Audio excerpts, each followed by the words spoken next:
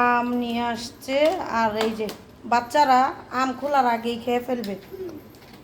Jizan আম কি পাকছে এগুলা না কাঁচা? পাকছে তো, সবই আম পাকছে, কিন্তু এই পাশে খোলা ছিল মনে হয়, কিছু আম রেখে দিচ্ছে, কুড়িয়াতে করে আনছে যেহেতু কিছু আম রেখে দিচ্ছে। এটা কি আম? গোল গোল আম, আম্রপলি আমরা হচ্ছে এই এই এই যেমন হয় আম্রপলি, চিনি না, ছোট বড় সব মিলানো, অনেক বড় আম তাই না? অনেক বড় আম।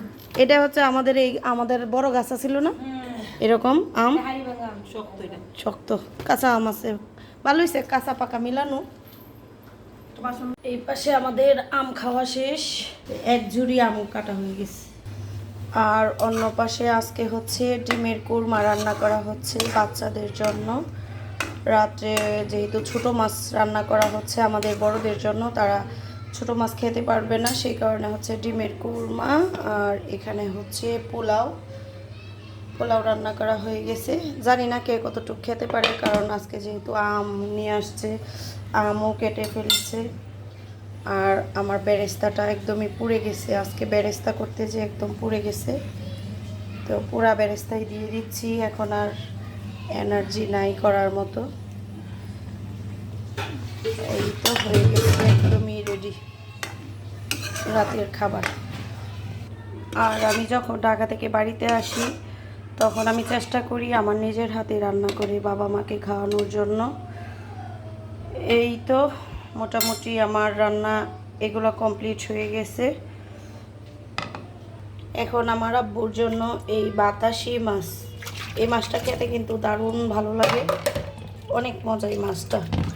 এটা এখন আমি রান্না করব আমার বাবার জন্য।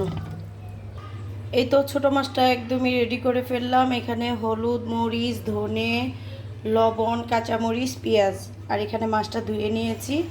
আর এভাবে মাখিয়ে তরকারিটা রান্না করলে আমার আব্বু অনেক বেশি পছন্দ করেন, সেই কারণে হচ্ছে আমার আব্বুকে আমি আসছি থেকেই আমার হাতে একটা তরকারি রান্না করে খাওয়াই।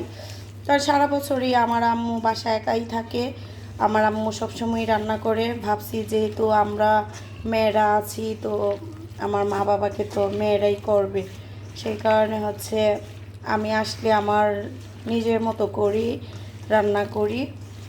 আর আমার আব্বু আম্মু যেগুলো বেশি পছন্দ করে সেগুলাই করার চেষ্টা করি। এই যে এইগুলো আমি একটু বেশি করে চটকাচ্ছি, আমি কিন্তু এটাতে সয়াবিন তেলও ব্যবহার করেছি। এখন মাছটা দিয়ে একদম মাখিয়ে নিচ্ছি। এভাবে তরকারিটা খেতে গ্রামের বাড়িতে সবাই এভাবেই খায় বেশিরভাগ, ছোটো মাছটা। আর যারা যারা এভাবে কখনো খান নাই তারা দেখবেন একবার এভাবে করে, অনেক ভালো লাগে। এটার মধ্যে পরিমাণ মতো একটু পানি দিয়ে দিব যাতে আলুটা সিদ্ধ হয়ে যায়।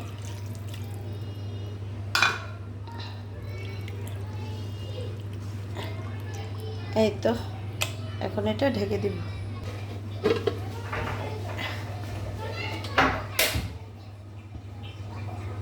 এই যে, তো আজকে আমার ব্লগটা এই পর্যন্তই ছিল।